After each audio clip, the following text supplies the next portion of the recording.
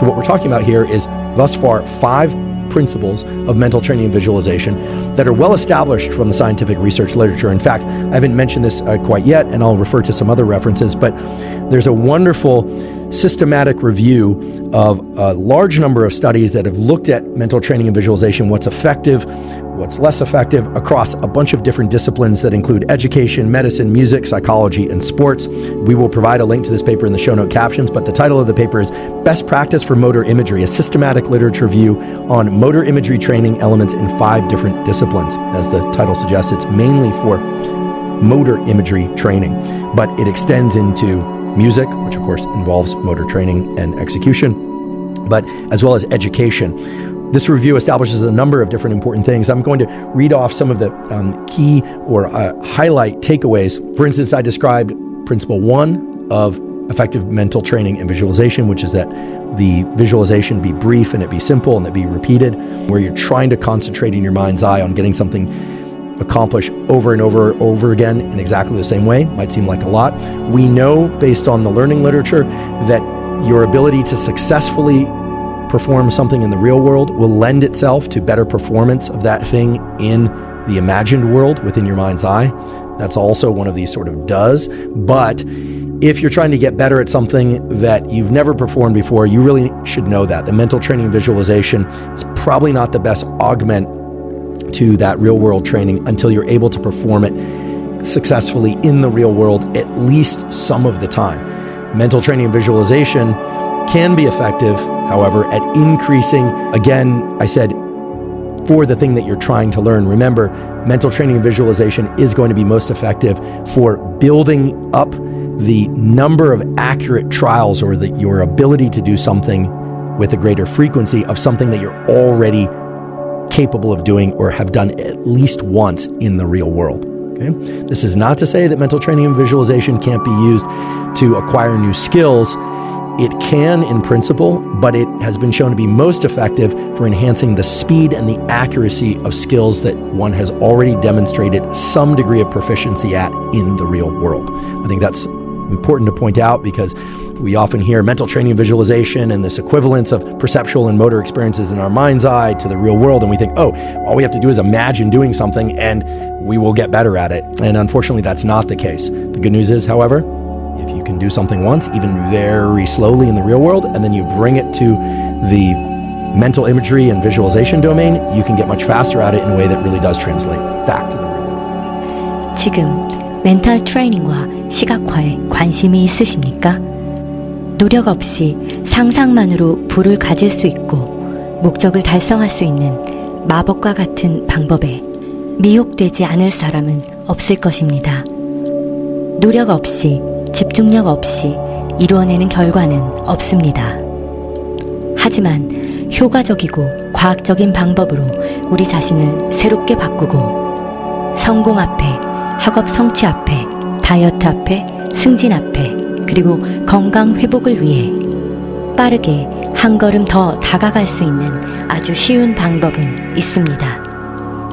우리 삶을 풍요롭고 긍정적으로 만들어서 평온하게 살고 싶다면 멘탈 트레이닝과 시각화에 관한 다양한 전문가들의 이야기에 귀 기울여 보세요. 앤드류 후버만 교수는 말합니다. 멘탈 트레이닝과 비주얼라이제이션이 얼마나 매혹적인 연구 분야이며 무엇이든지 효과적으로 새롭게 배우고자 하는 인간에게 인간 한계를 넘어설 수 있는 능력 활용법인지를 많은 노력을 들이지 않고 몸과 마음의 정보를 간직해서 더 효과적으로 성과를 이루는 방식입니다. 여기서 우리는 노력 없이, 집중 없이 멘탈만 어루만지는 것을 경계해야 합니다. 그것을 미국에서는 멘탈 마스터베이션이라고 합니다. 좋은 명언이나 격언을 계속 듣고 써서 붙이지만 행동이나 도전은 미루는 사람들을 일컫는 말입니다. 상상을 깊게 하는 마인드 명상만으로는 상상이 현실이 되는 일은 없습니다. 중요한 것은 실제 경험과 상상의 경험은 어느 정도 등가가 있고 함께 진행했을 때 놀라운 효과를 가져온다는 것입니다. 우리는 그것을 인간 한계를 극복하는 초월적인 힘으로 부를 수도 있겠습니다. 분명한 것은 노력과 집중력을 요하지만 적은 노력과 집중력을 통해 더 큰 결과를 이루어낼 수 있는 방법입니다. 앤드류 후버만 교수는 신경과학의 연구들을 기반으로 효과적인 정신훈련 및 시각화의 5가지 원칙에 관해서 알려주고 있습니다. 먼저 첫 번째, Mental Priming, 정신준비입니다. 정신훈련 및 시각화는 어떤 노력을 시작하기 전에 효과적으로 수행하기 위한 뇌의 준비 단계로서 최고의 준비 운동입니다.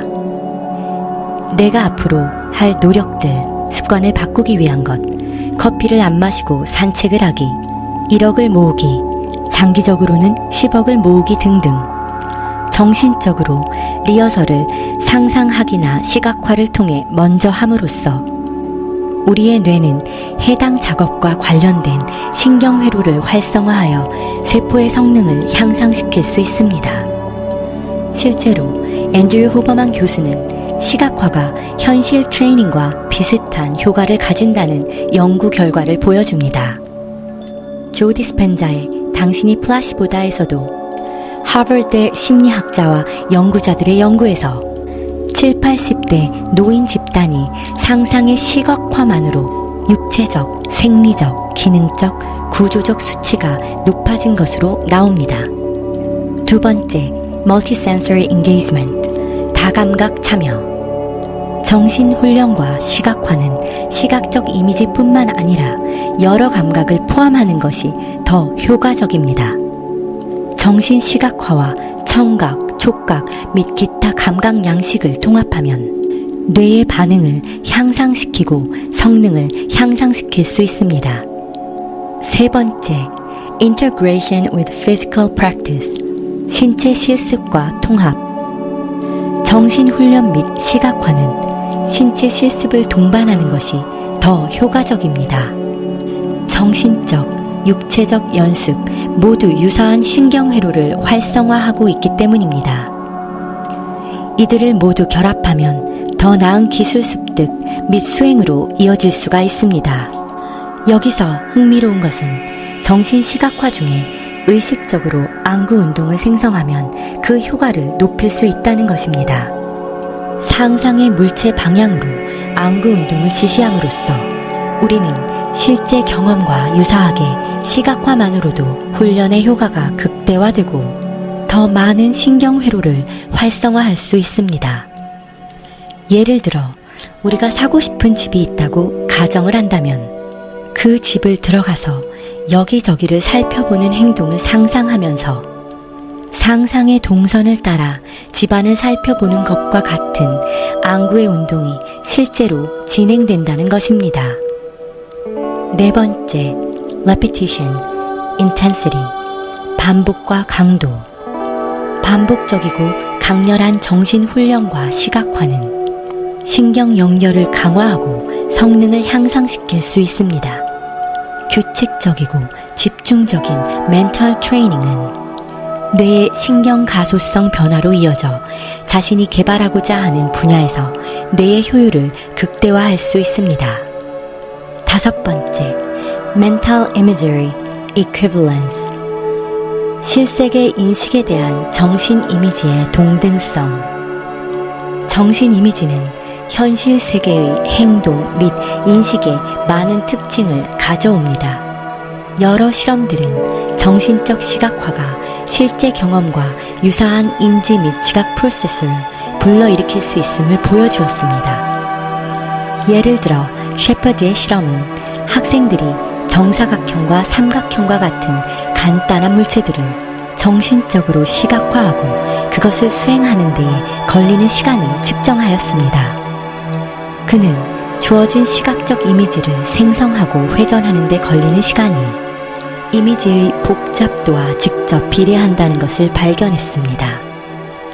또한 코슬린의 실험은 지도를 본 사람들이 서로 다른 랜드마크가 있는 섬에서 한 위치에서 다른 위치로 걷는 것을 상상하게 만들었습니다.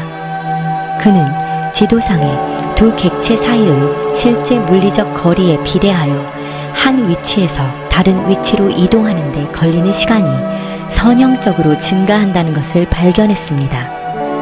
이 실험들의 중요성은 상상하는 경험의 처리 속도가 실제 경험의 처리 속도와 정확히 동일하며 상상하는 경험과 실제 경험 사이의 공간적 관계도 정확히 동일하다는 것입니다. 우리가 마음의 눈이나 마음의 귀로 무엇인가를 상상할 때 우리는 실제로 일어나는 것을 상상하고 있으며 우리의 뇌 안의 뉴런 역시 실제로 경험한 것과 동일한 방식으로 작동합니다. What's the equivalence principle in mental imagery? 심상에서의 등가 원칙은 심상 훈련과 시각화가 현실 세계 행동과 지각의 동일한 특징을 포착할 수 있다는 생각을 말합니다. 즉, 우리는 보통 상상을 할 때 현실 세계에서 경험한 물체와 환경을 가지고 상상을 합니다. 예를 들어 코끼리와 쥐가 서로 옆에 있다고 상상을 해보라고 한다면 이 동물들의 상대적 크기에 대한 현실 세계의 이해를 바탕으로 상상할 가능성이 높으며 이는 곧 현실 세계의 경험이 정신적 이미지에 영향을 미치는 것입니다. 앤드류 후버만은 등가 원리가 운동 영역으로 확장되는 것을 아주 자세하게 설명합니다. 실제 세계에서와 마찬가지로 상상 역시 단순한 운동 시퀀스보다 복잡한 운동 시퀀스를 수행하는 데에 더 오래 걸립니다. 결국 운동 영역에서의 시각화와 멘탈 트레이닝을 현실의 실제 훈련과 혼합을 할 때 엄청난 효과를 가져온다는 것입니다. 기능성 자기 공명 영상 MRI 스캐너로 시각화를 하는 사람들의 뇌를 스캔해 본 결과 아주 동일하지는 않더라도 시각 피질과 관련 영역들이 활성화되어 있는 것을 알 수 있었습니다. 즉, 현실 세계에서 경험하는 것과 디지털 경험, 그리고 눈을 감고 상상하는 것, 이것들과의 인지적 동등성이 어느 정도는 존재한다는 것입니다. 하지만 원칙적으로 실제 훈련이 정신훈련보다 효과적이라는 것을 잊어서는 안 된다고 앤드류 후버만은 강조합니다. 또한 시각화나 멘탈 트레이닝은 운동선수가 부상을 당하거나 신체 훈련을 중단해야 하는 경우와 같은 특정 상황에서 유용할 수 있습니다. 연구에 따르면 운동선수가 부상을 입었을 때 혹은 해고를 당한 사람들에게 정신훈련이 기술 성능을 유지하거나 향상시킬 수 있다고 합니다. 정신훈련은 뇌졸중 환자, 사고를 당한 환자, 외상성 뇌 손상 환자 등 안전한 방식으로 경험을 재현해야 하는 사람들에게도 유용합니다. Mental masturbation, 노력 없이 목적이 달성되는 시각화는 없습니다. 저 역시 앤드류 후버만의 의견에 동의하지만 한 가지 덧붙이고 싶은 것은 시각화를 할 정도로 목표가 확고한 사람이라면 자연스럽게 그 목적을 달성하기 위한 결정과 행위에도 집중하게 된다는 것입니다. 예를 들어 우리가 독서를 시작할 때도 그 책의 내용에 몰입을 하기 전에는 다른 많은 딴짓이라는 작업을 수행합니다. 딴짓이라고 말하는 그 불필요한 작업들이 사라지는 시점은 내가 읽고 있는 책이 미치도록 궁금한 경우입니다. 처음 그 책을 읽기 시작할 때에는 느리게 접근했지만 어느 순간 우리는 그 책에 푹 빠져서 눈을 뜨면 그 책 내용이 궁금해지는 경험들이 있으실 겁니다. 멘탈 트레이닝과 시각화 역시 내 삶의 일부로 만들기 위해서는 하루 10분이라도 작은 연습부터 시작을 하면 더 큰 목표를 세우게 되고 더 반복적으로 집중해서 노력하게 되는 것입니다. 앤드류 후버만은 말합니다.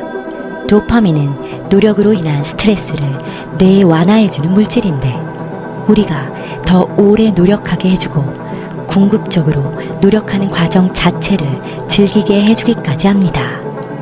우리 모두는 목표가 멀수록 결심이 무너지게 됩니다. 보상이 너무 멀거나 크지 않을 때의 실망감을 가지게 되는 것보다는 보상 자체를 노력의 과정과 접목시켜서 생각하는 겁니다. 난 올바른 방향으로 가고 있다. 난 나태하지 않고 정체되어 있지 않다. 이렇게 마음으로 보상을 주는 겁니다. 침대 정리나 커피 끓이기 등의 사소한 일상을 재정비하는 것, 혹은 커피를 끊거나 술을 끊는 작은 결심부터 불건전한 행동을 안 하는 것이 시작이라고 강조합니다. 문제는 고비가 왔을 때 우리가 어떻게 대처하느냐에 따라 삶의 성공의 성패가 달라집니다.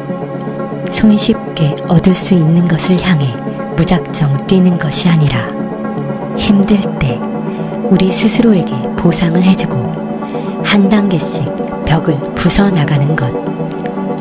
I'm probably not doing it correctly, but I'm on the right path.